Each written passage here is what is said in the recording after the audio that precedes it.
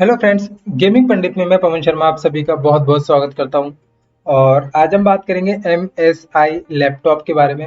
मेरे पास जो लैपटॉप है वो GF65 शायद यही मॉडल है मेरे लैपटॉप का। तो मैंने ये लैपटॉप लिया था 25 जनवरी, और आज डेट बात करें तो आज 27 सितंबर है। लगभग 9 महीने हो चुके। और आपको पता है यार, 9वें महीने में दिक्कतें जो है वो आनी शुरू हो ही जाती है, चाहे किसी भी पल में आप ले लो। तो बात करते हैं लगभग 10 सितंबर की बात करते हैं तो मेरे लैपटॉप के अंदर जो आप ये देख रहे हैं ग्रीन स्क्रीन एरर, ये आना शुरू हो गया था। और बार बार ये एरर आ रहा था, लेकिन जो है मेरा लैपटॉप ओपन हो जाता था। तो ये इशू पता नहीं क्या हुआ, 12 तारीख को बहुत ज़्यादा ये जो है आना शुरू हो गया। और बार बार जो है मेरा लैपटॉप रीस्टार्ट होना शुरू हो गया। तो मुझे लगा यार, अब जो विंडोज़ है वो पूरी तरीके से करप्ट हो चुकी है। तो मैंने विंडोज़ को रीइंस्टॉल करने के लिए दोबारा जो है वो प्रोसेस पूरा किया, और पेन ड्राइव को बूटेबल करके जो मैंने विंडोज़ को इंस्टॉल करना चाहा। लेकिन बार बार मैं देख रहा हूँ कि विंडोज़ जो है वो इंस्टॉल नहीं हो रही थी। तो मुझे लगा हो सकता है कि मैंने जो बूटेबल पेन ड्राइव बनाई है वो ठीक से या तो बर्न नहीं हुई है, या जो भी इश्यूज रहे हो, या कोई फाइल हो सकता है करप्टेड हो उसके अंदर। तो मैं लोकल जो शॉपकीपर है वहाँ पर इस लैपटॉप को लेके गया, और वहाँ से मैंने सोचा कि जो लोकल शॉपकीपर है उनसे विंडोज़ को इंस्टॉल करा ली जाए। तो उनसे भी जो विंडोज़ है वो इंस्टॉल नहीं हुई। उन्होंने बताया कि भाई मे बी कुछ जो हार्डवेयर का इशू हो सकता है लैपटॉप के अंदर, तो आप उसको सर्विस सेंटर लेके चले जाइए, क्योंकि आपका जो लैपटॉप है वो अभी वारंटी के अंदर है, जो कि 24 महीने की वारंटी मुझे लैपटॉप के साथ में मिली थी। ये स्टैंडर्ड वारंटी थी, ये कंप्लीट कवर वारंटी नहीं थी। और स्टैंडर्ड वारंटी में जो है वो आ, घर पर आके भी ठीक नहीं करते, आपको सर्विस सेंटर जाना पड़ता है पहली बात तो अगर आप कोई भी लैपटॉप लेने वाले तो इस चीज़ का आप जरूर ख्याल रखना कि जो आपको वारंटी मिले वो या तो पहले साल, मैक्सिमम जो सर्विस सेंटर जो भी सर्विसेज मिलती हैं वो कंप्लीट कवर वारंटी देते हैं। उसमें एक्सीडेंटल डैमेज की वारंटी भी होती है, अगर नहीं होती तो फ्री होम सर्विस की वारंटी, मतलब घर पर आके जो है वो आपको रिपेयर करके देते हैं। तो इस चीज़ का आप जरूर जो है वो ख्याल रखना। अब मुझे नहीं पता MSI ऑन साइट वारंटी देता है या नहीं देता, तो मुझे ज़्यादा कंफर्म इस बारे में नहीं है। लेकिन बाकी लैपटॉप मैंने पहले डेल यूज़ किया है, अभी मेरे पास लेनोवो है। और उससे पहले जो भी मैंने लैपटॉप यूज़ किए थे उसके अंदर ऑन साइट वारंटी जो है वो मुझे मिलती थी। तो मुझे लगा कि इसमें भी शायद ऑन साइट होगी, लेकिन मैं जब वहाँ पे सर्विस सेंटर गया तो मुझे पता चला वहाँ पे सर्विस सेंटर वाले की बात मैं आपको बताने जा रहा हूँ। जो मेरा पहला रिएक्शन था, या मैं बोलूँ कि जो मेरा फर्स्ट एक्सपीरियंस था, फरीदाबाद सर्विस सेंटर वालों की मैं बात कर रहा हूँ, क्योंकि मैं ही वहाँ पर गया था। मैंने लैपटॉप उनको दिया और मैंने कहा कि इसके अंदर ये ब्लू स्क्रीन एरर आ रहा है। अब गधे मुझे क्या बोलते हैं कि भाई आप पहले विंडोज़ को इंस्टॉल करके लाइए, उसके बाद हम देखेंगे इसके अंदर प्रॉब्लम क्या है। अब उनको कौन बताया कि भाई प्रॉब्लम ही यही है कि विंडोज़ जो है वो इंस्टॉल नहीं हो रही है, तभी तो मैं आपके पास आया हूँ। तो उन मतलब यार वो टेक्निकल बंदे, उनको 1 घंटे मैंने माथापच्ची उनके साथ में करी, उनको मैंने समझाया भाई तुम जो सोच रहे हो, जो तुम कहना चाह रहे हो वो प्रैक्टिकल नहीं हो सकता। अगर इसके अंदर विंडोज़ इंस्टॉल हो जाती तो मैं आपके पास लैपटॉप क्यों लेके आता। 1 घंटा अगर मुझे सर्विस सेंटर वालों से माथापच्ची करनी पड़ रही है, और उसके बाद आप जान ही सकते हो कि भाई क्या ही जो है आगे क्या प्रोसेस किस तरीके से रहने वाला होगा।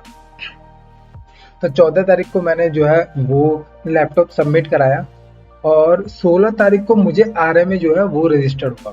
आप जैसे देख सकते हैं 14 तारीख को मैंने वहाँ पर लैपटॉप सबमिट कराया, जो कि आप स्क्रीन पे आरएमए वाली जो स्लिप है वो देख सकते हैं जो वहाँ से मिलती है। तो उसके बाद मैं फ़ोन करता हूँ, 15 तारीख को आरएमए ही जनरेट नहीं हुआ। 16 तारीख को जो है आरएमए जनरेट होने के बाद मैं कंटिन्यू इनसे फॉलो अप लेता रहा कि भाई बताओ अब क्या प्रॉब्लम है, और मेरा लैपटॉप मुझे कब तक मिल जाएगा, क्योंकि वर्क फ्रॉम होम चल रहा है और मेरा भाई जो है वो घर से ही काम कर रहा है। तो हाँ, तो मैंने उनको बोला कि भाई आप ये बताइए कि ये प्रोसेस जो है वो कब तक जो है खत्म हो जाएगा, या मुझे लैपटॉप जो है मेरा कब तक वापस मिल जाएगा। तो उन्होंने 7 दिन का जो है टाइम लिया कि 7 दिन में जो आपका लैपटॉप मिल जाएगा। हमने जो लैपटॉप है आपका कंपनी के अंदर कोरियर कर दिया है। 18 तारीख को मुझे बोलते हैं कि आपका लैपटॉप जो है वो कंपनी में कोरियर कर दिया है। मैंने कहा ठीक है चलो, 18 तारीख को अगर उन्होंने कोरियर कर दिया है तो जल्दी जो है मुझे लैपटॉप मिल जाएगा। अब सैटरडे के दिन पता नहीं वो कैसे बोल रहे कोरियर कर दिया।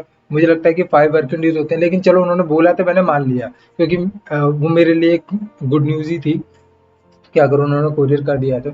फिर मैं उनसे कंटिन्यू फ़ॉलो-अप ले रहा हूँ और कंपनी में भी मैं कंटिन्यू बात कर रहा हूँ, तो कंपनी वालों को तो एक्चुअल में नहीं पता कि मेरा प्रोडक्ट कहाँ पर है, कि कहीं शिपमेंट में है या आपके पास है या सर्विस सेंटर के पास है, उनके पास कोई जानकारी नहीं थी। कंटिन्यू मैं लेकिन फ़ॉलो-अप कंपनी वालों से भी लेता रहा और लोकल सर्विस सेंटर वालों से भी फ़ॉलो-अप लेता रहा। लोकल सर्विस सेंटर वालों से फिर मेरी जो है 23 तारीख को बात हुई। मैंने उनको बोला कि भाई अभी मेरा लैपटॉप क्या है, क्या स्टेटस है, आप मुझे बताइए। तो 23 तारीख को वो मुझे बोलते हैं कि भाई आपका लैपटॉप जो है वो सर्विस सेंटर पे हमने दे दिया है। और ठीक आधे घंटे बाद मुझे जो है सर्विस सेंटर से कॉल आता है कि आपका जो पार्ट है वो डिलीवर कर दिया गया है। मतलब आप यहाँ पे देखिए जो फरीदाबाद में सर्विस सेंटर वाले वो कितना झूठ बोलते हैं। उन्होंने मुझे बोला कि आपका जो लैपटॉप है वो कोरियर कर दिया है कंपनी में, और कंपनी वाले मुझे फ़ोन करके बोलते हैं कि आपका जो पार्ट है वो डिलीवर कर दिया गया है आपके सर्विस सेंटर पे।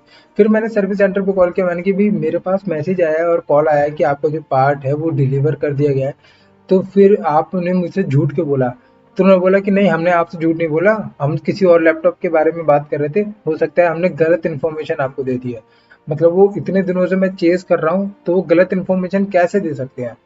तो अब मैंने कहा चलो ठीक है यार, अब आपके पास पार्ट आ चुका है, अब मुझे ये बताइए कि मेरा प्रोडक्ट मुझे कब मिलेगा? तो 23 तारीख को कहते हैं आज तो हमारे पास पार्ट आया है, अब हम इसको जो है हम आपको चेक करके बता देंगे। 24 तारीख को फ़ोन करता हूँ तो कहते हैं भाई हमारे यहाँ लाइट नहीं है, मतलब सर्विस सेंटर में लाइट नहीं है।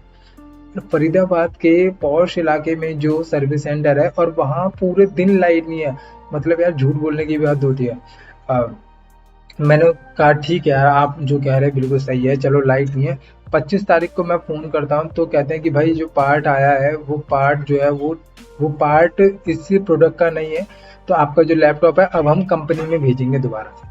अब 25 तारीख को मेरा लैपटॉप उन्होंने कंपनी में भेजा है ऐसा बोल के, और अभी 27 तारीख हो चुकी है और कहीं से कोई भी रिस्पॉन्स अभी तक मुझे नहीं मिला है।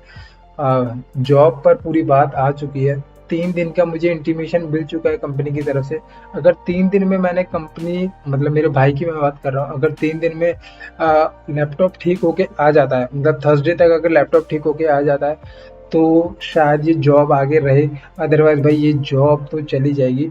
और आप जानते हैं आजकल के दौर में अगर जॉब चली जाएगी तो भाई क्या ही होगा। और ऑलमोस्ट 2 हफ्ते अभी तक हो चुके हैं और बहुत ज़्यादा परेशान हैं हम।